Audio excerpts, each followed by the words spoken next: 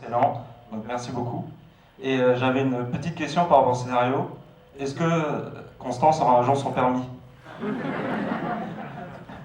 Alors oui, et je pense même qu'elle aura un jour son concours. Souvent on nous demande pourquoi j'ai choisi, on me demande pourquoi j'ai choisi qu'elle n'ait pas son concours à la fin. En fait, moi j'avais envie de proposer une fin qui soit à la fois positive mais réaliste. Et je pense que c'est pas simple de sortir d'une spirale d'échecs. Et l'aspect positif pour moi, c'est qu'elle a changé d'attitude. C'est-à-dire qu'elle dit je vais pas lâcher. C'est-à-dire qu'un échec ne la met plus par terre désormais. Et sans doute elle va l'avoir l'année prochaine. Mais malgré tout, on ne sort pas d'un coup d'une spirale d'échec. C'est pour ça que j'ai choisi cette fin voilà, comme ça. Une question tout en haut, à droite.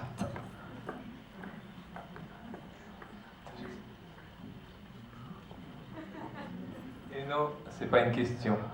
C'est juste une chose que j'ai remarquée et que je voudrais souligner, c'est qu'à la fin, elle monte vers le haut, et donc cet escalier, c'est certainement vers la lumière, vers l'espoir, puisque ça monte.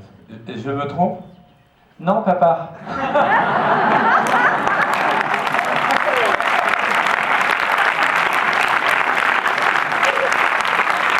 Au moins, il y a quelqu'un qui me comprend dans cette salle.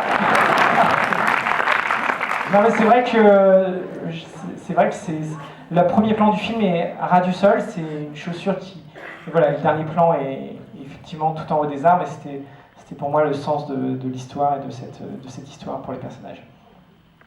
C'était assez prémédité.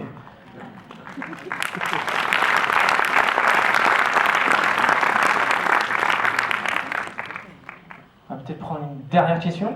Oui. Dernière question dans la salle. Qu'est-ce qui se lance? Oui, ça arrive.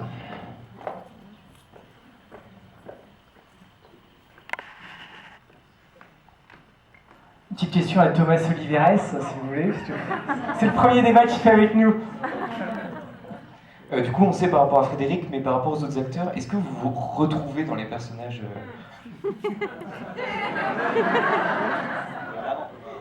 Non, écoutez, bonsoir. Moi, c'est la première fois que je vois le film, donc j'ai pleuré. Voilà. Oui, oh, ça va. Non, alors vraiment, en revanche, je pense qu'il faut vraiment que je me coupe les cheveux. Non, c'est ce que je me suis dit en regardant. Il faut que je fasse quelque chose à un moment donné avec ces cheveux. Si. Non, bravo Yvan. Juste petite promo, allez lire son livre Venise n'est pas en Italie. Voilà, on peut en parler. C'est très très bien. Si vous avez aimé le film, vous aimerez son livre. Voilà, j'ai été payé pour dire ça. Je le dis. Voilà, donc n'oubliez pas. Merci à tous.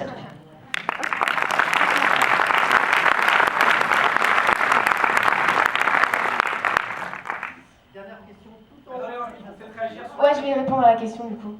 Enfin, moi, je me sens proche du personnage parce que Constance, c'est moi, mais à une période de ma vie peut-être un peu différente, parce que c'est le moment où elle part de chez ses parents, où elle cherche une place dans sa vie, où elle cherche un rapport avec les hommes qui soit un peu moins malsain que ce qu'elle a dans le film. Et du coup, c'est une période charnière que j'ai vécue et que je pense que tout le monde vit à un moment donné dans l'adolescence. Et donc, je me suis retrouvée dans cette quête et dans cette perte de repères. Et je débarquais aussi j'ai aussi quitté mes parents à un moment donné, j'ai aussi dû chercher ma voie. Et donc là, je me retrouve et dans cette sensibilité, ce manque de confiance en elle qu'on essaye de masquer par un côté rentre-dedans, spontané, un peu peut-être maladroit. Et je la trouve touchante pour ça. Et voilà, il y a plein d'autres côtés où, par exemple, moi, quand j'ai rencontré Monsieur Brasseur, j'avais beaucoup moins de verve. J'étais beaucoup plus muette et j'avais beaucoup moins de répartie. Parce que j'étais très impressionnée et je trouve que Constance a ce côté un peu plus à même de répondre et de s'affirmer que moi. Et voilà, il y a plusieurs choses après. Mais je me retrouve disons, dans la période dans laquelle elle se retrouve. Et moi, c'est un truc qui m'est arrivé quand j'avais, pareil, 19-20 ans. Et c'est ça qui m'a touchée. Alors moi, ce que j'aime bien, c'est la pudeur des personnages et notamment la pudeur de ce fils vis-à-vis de son papa. En fait, c'est très difficile au sein d'une famille, alors ça devrait être l'endroit idéal apparemment, de dire tout simplement je t'aime.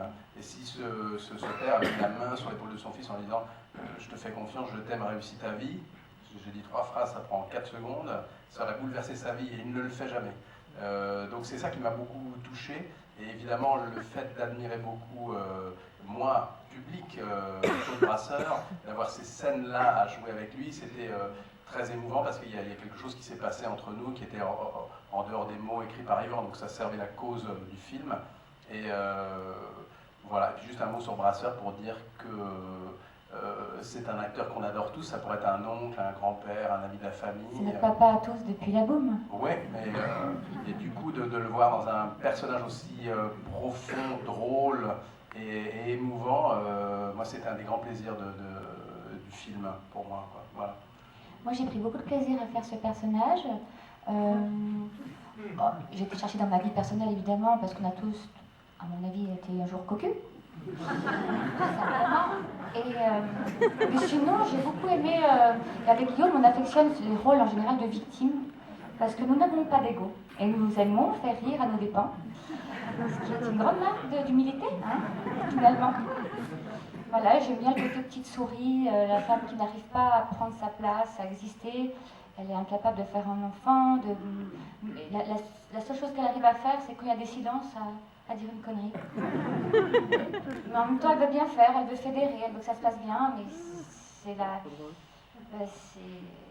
une Miss Catastrophe. J'ai beaucoup de... Je la trouve très touchante et j'ai beaucoup de compassion pour elle. Voilà. Alors, au dîner de fin de tournage, Claude Brasseur nous a dit avec Noémie, mais faut faire une suite. J'imite très mal Claude Brasseur. Hein.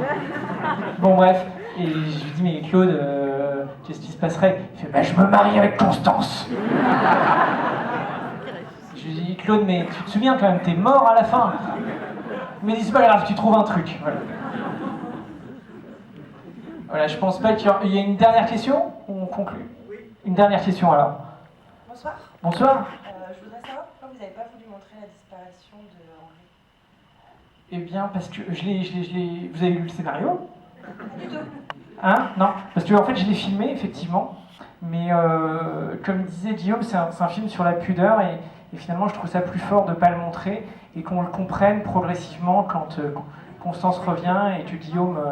fait des cartons et qu'on craint qu'il soit mort, mais on le sait pas et qu'on le comprenne peu à peu comme ça. Voilà, je trouvais ça plus joli, plus fort. Et c'est pareil, j'avais filmé des scènes avec le bébé qui naissait dans l'hôpital et c'est pareil, j'ai choisi de pas les mettre parce que je trouvais ça trop... je trouvais ça plus joli que ce soit évoqué et que le spectateur se l'imagine. En fait, c'est un film où j'ai essayé de laisser de la place au spectateur pour que lui remplisse les blancs et pas trop montrer de choses. Voilà. C'était ça le parti pris. En fait, vous avez payé votre place plein tarif, mais vous devez finir le film. Une arnaque énorme. Et on pourrait peut-être conclure par cette étude américaine. Je te laisse la dire. Non, non, c'est toi.